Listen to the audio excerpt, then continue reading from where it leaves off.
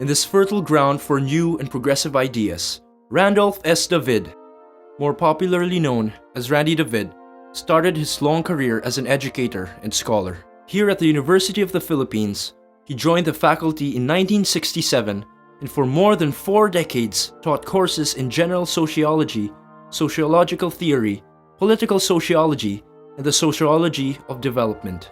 He became chair of the UP Department of Sociology and was professor emeritus for a number of years until he retired last April. I'm basically a teacher. No? I love teaching, particularly undergraduate students. I retired in April this year after teaching for 44 years. It's a long time. UP is the only employer I have known. I don't think I can survive in any other work environment. I have lived here in the university, taught here. UP is both a workplace for me as well as a home. In the late 1970s, he founded the UP Third World Studies Center at the height of the Marcos dictatorship.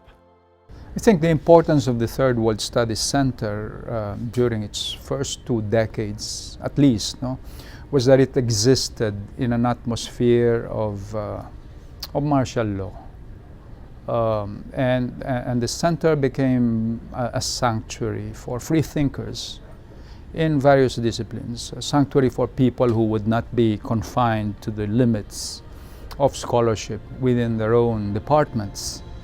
It was also a sanctuary for people who had been detained by the Marcos regime and had been freed and wanted to come back to academe but could not locate themselves properly within the existing institutional disciplines. Professor David has lectured extensively in the Philippines and abroad.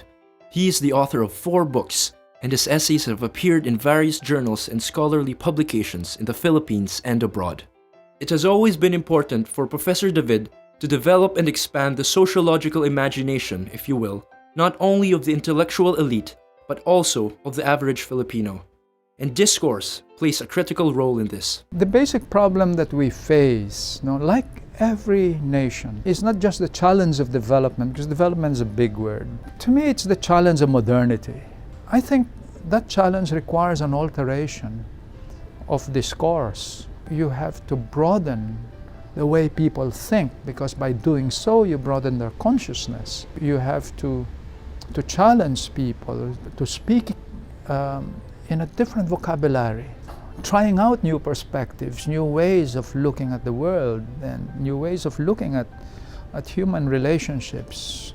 Because only thus, I think, can individuals hope to change themselves, and can entire nations change and transform themselves. That is how important discourse is, because it is your linchpin to change, to transformation.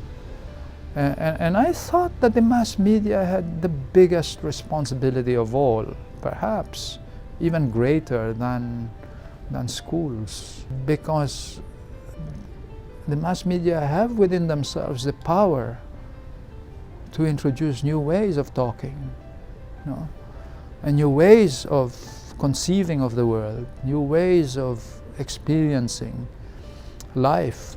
Professor David has always believed in the ordinary Filipino's ability to think critically, and when democratic space was restored in 1986, a good time to engage the Filipino public on the issues of the time, he crossed over from the academe to a popular medium, television. Professor David wrote and hosted Public Forum, a weekly public affairs talk show from 1986 to 1999. To his now wider public, he was known as Randy David. The program pioneered the use of the Filipino language as a medium of serious political and social discourse. I'm very happy that people can now really openly discuss public issues in Filipino, and government leaders who formulate policy must now defend government policy in a language that the entire population can understand. English is very important, but I think that Filipino is our bridge to our history, to our past, to our culture and to our ancestors. And I was very happy that in a small measure, the program in which I was a participant, contributed immensely to promoting the use of Filipino as a medium of serious discourse. Randy David began writing a regular weekly column in the Philippine Daily Inquirer in 1995, and since 2010, he has increased the frequency of his column writing.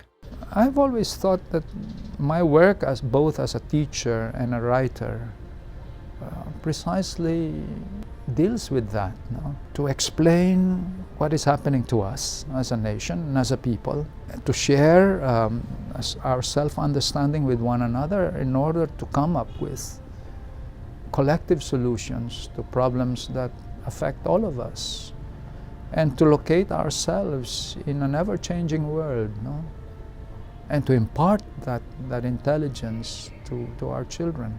But I realized that if people in academia, like myself, cannot communicate difficult ideas to the public, then I think that they have compromised their own social function as an academic community, especially if you are a state university. You have to engage the public.